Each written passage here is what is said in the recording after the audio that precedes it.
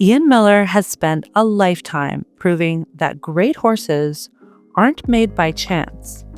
They're built through a consistent, repeatable system. Now he's back on NF Plus, and this time he's joined by Amy Millar. Together, they've developed horses to the highest level of the sport.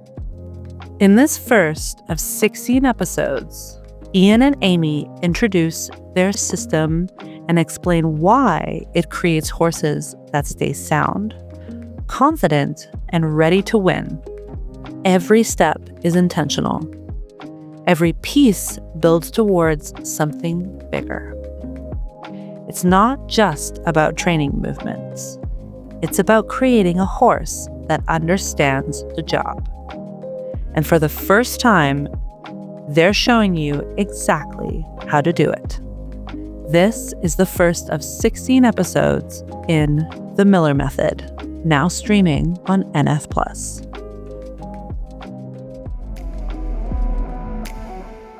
I'm Ian Millar. I'm Amy Millar. And this is The Millar Method. I've had a life with horses. I've been to 10 Olympic Games, which is a record. No other athlete, no other sport has accomplished that. I run a scholarship program with Ontario Equestrian. I run Millarbrook Farm in partnership with my daughter. And I am the chef de keep of our Canadian show jumping team. I'm Amy Millar. I run Millarbrook Farm with my father, Ian. I have been to 2 Olympic Games. I've been Canadian champion. I am a very active rider on the Canadian Equestrian team with great aspirations to attend the next cycle of World Equestrian Games, Pan American Games, and Olympics again. I participate in the scholarship program for young riders in Ontario. And I'm also part of a group called Can Jump, which is working to improve accessibility to the top level of sport in Canada. I think one of the biggest things for us in Canada is accessibility and allowing younger riders the opportunities that are becoming more and more difficult to come across. I am extremely passionate about training and teaching. When it comes to horses, to help a horse become the best version of himself that he can be, brings me tremendous satisfaction. And when you've been doing it as long as I've been doing it, it becomes art form.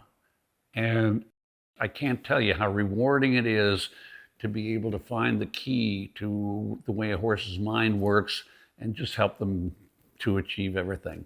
When it comes to people, that's a little tougher question because sometimes people are even more difficult than the horses to train. But when you can help somebody, and again, I've been doing it for a long time now, and people will come back to me and they'll say, you know, they'll tell me things that I had said to them 30, 40 years ago, and they'll quote me just as if it was yesterday. And it's such a compliment when they do that.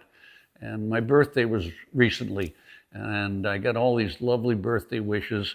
And one of them was from a Canadian rider who's now ridden on our team. I never knew this about him. He said, I used to watch you in Big Ben at Spruce Meadows when I was a little kid. And I said, that's what I want to be. He said that's exactly what I want to be.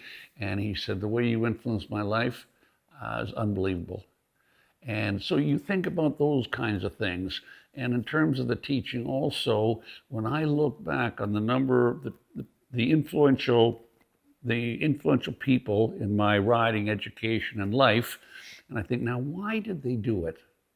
And I realized the only reason they did it was they saw a horse-crazy young guy who was really enthusiastic, had a little bit of talent, and they just decided to help me. It wasn't about the money, it wasn't about anything like that. They just wanted to help me. And I must say, when I meet a young person and I get that feeling from them, I can't say no at that point. I will help them. And I always tell her, I'm going to give you my most precious gift, and that is my knowledge and experience. And I love to do that. I'm really excited to share our method with you today because we love horses. And what we find is that our method is very It's really good at teaching the horses the things they need to know in a very clear and concise manner, and the horses enjoy it. The horses enjoy learning their boundaries. They enjoy their tasks. They enjoy working with us, and we really enjoy working with them. So if we can teach more people out there to have horses respond to them the way that we want the horses to respond to us, then we are making horses' lives better, and that's what's most important to us.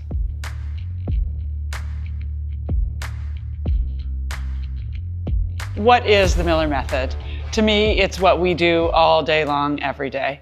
And the reality is we do everything. We breed horses, we train little kids, we help older people that just want to, we'll do anything really with a horse as long as it's rewarding and successful. But what do we do best? What is our niche? What do we enjoy the most? What have we had the most success with? I would say that that's starting with a 7 or 8 year old very talented horse and bringing it to the highest level of sport. Ian and I have both done that repeatedly over our careers, and it is very, very, very rewarding teaching these horses everything they need to do to be able to go around a 1.60 meter course or go around the Olympics. And some horses, you don't have to teach them that much. You have to keep them sound and you have to guide them and you have to make a connection with them. Other horses, you have to teach them everything that they're going to ever have to do.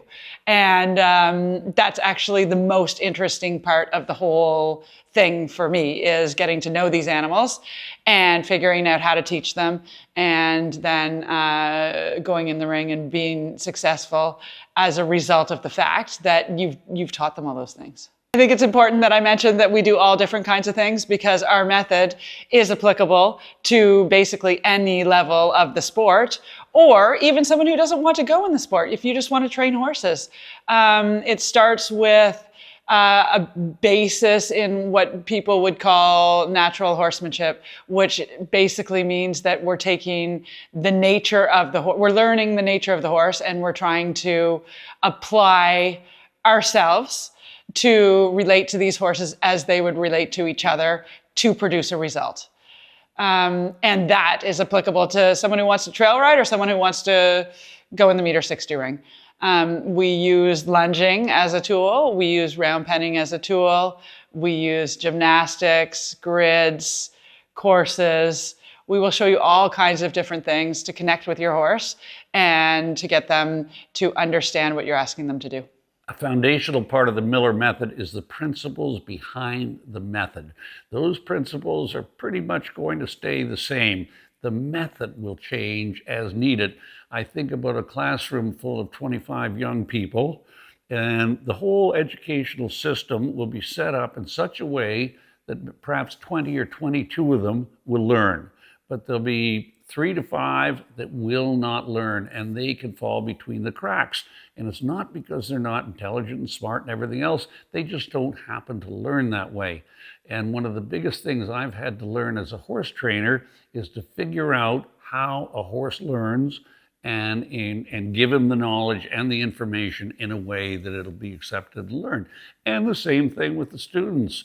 You figure out how they learn, because if a rider has rounded shoulders, by example, and looks down, one rider, you might say to them, bring your shoulders back, and that corrects everything. Another rider, you might say, bring your head over your upper body, and all of a sudden back come their shoulders.